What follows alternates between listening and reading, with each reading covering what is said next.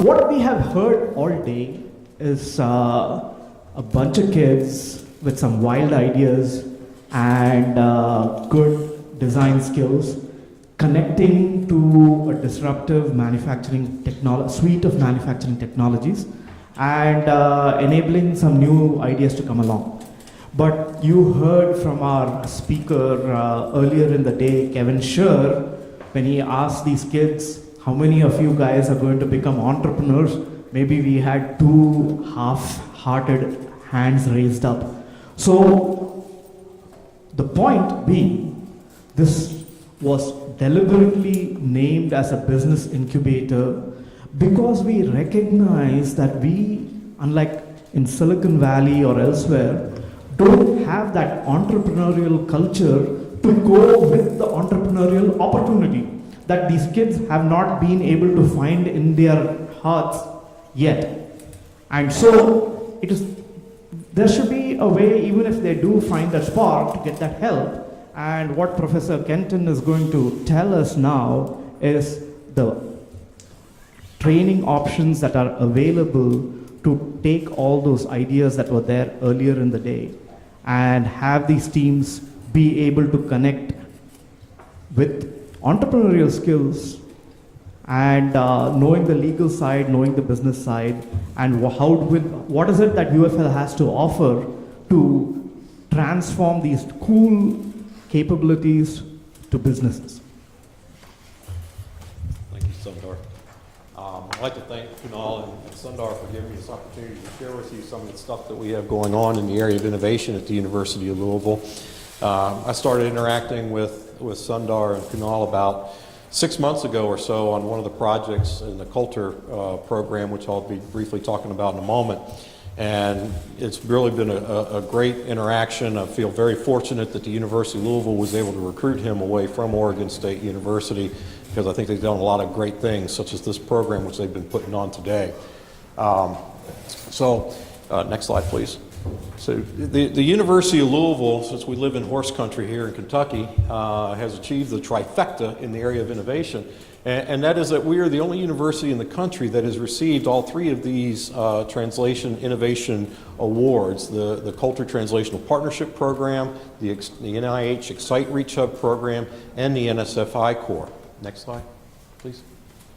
So the Culture program, what we do there is we bring together an engineer and a clinician, and we train them in how to take a product from or an idea from a concept to a product that can go into the medical field and be used by the bedside. And we start first with idea generation. We get into customer discovery, which is the main area that the I Corps is focused on. Then we get into risk assessment. We go through market analysis, project selection, where we have venture capitalists and industries come in order to select which are the best projects. And then we do a risk reduction, which is where we set up key milestones for those teams to end up going through in order to try to get their concept to market, as well as we help them to define the killer experiment. What is that experiment or that test that would have to be done in order to make sure that you don't end up having some competition out there that'll end up beating you out, all right? And then finally, we utilize those individuals to help get follow-on funding through licensing and so forth. Next slide. And with the Excite program, it's very similar to that. The only difference here is that they also have a technology review committee at the NIH, which gives more stakeholder analysis with the Food and Drug Administration, Commerce Department, as well as insurers who are involved in medical. Next slide. So the focus of really of this that we're going to be sharing today is some of the work that we're doing within the NSF I Corps program. And the purpose of it is to have universities, it's open to university students, faculty, staff, or even alumni. And the idea is to try to take the technologies that are being developed in the STEM fields and get them to market.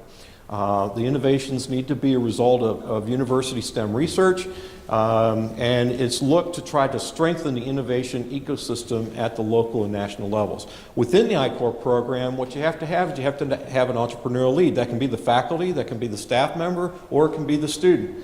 And then you have to have an academic lead, which is going to be the faculty member.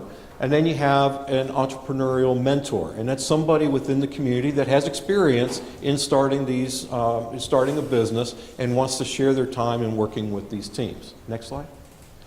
So the application is just a little simple two-pager, and the main focus of this program is to train the students and the faculty and staff members in Lean Launchpad training, which was developed by Steve Blank. And basically it teaches them about how do you go out and discover which type of customer or what's the right market for your product or your idea.